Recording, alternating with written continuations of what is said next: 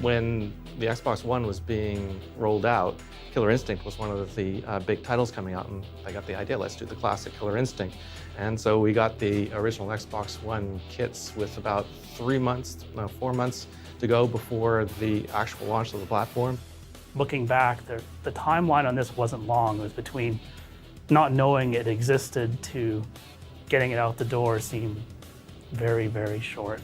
We had, in principle, thought about how to do games like this, but this was our first practical task of getting a game from that generation of hardware going.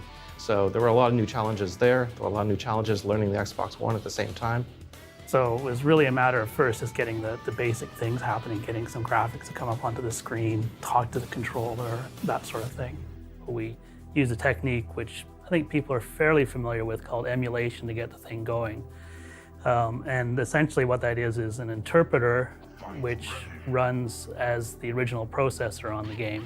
So we're not trying to recreate specifics of the gameplay or that sort of thing. We're trying to recreate the original hardware and then let the original game run as it did on the original hardware. It thinks it's still running on the original hardware.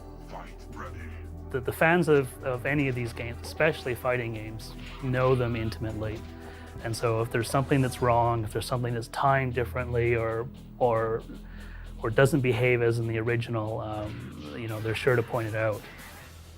This is such a classic game, and we wanted to pay such a great tribute to it from the get-go that we needed to pretty much go back and play the game, research the characters, the stories, pretty much give the characters a makeover, so the resolution is higher for the games. Even the music, hearing that classic sound was, for me, was important to try and bring all those elements into the game. We were quite gratified to see how much the fans appreciated what we did. We tried to put a lot of love into the game. We cared about getting this right, and being able to interact with the fans on the Ultra Combo website too was great. Being able to get their feedback. There was a number of times that people say, it would be great if we had this kind of filter or that sort of thing. And yeah, we would put that in the next update. Not a lot of people get a chance to contribute to such a classic game, and also to pay tribute to it on top of that. This is sort of like the dream job.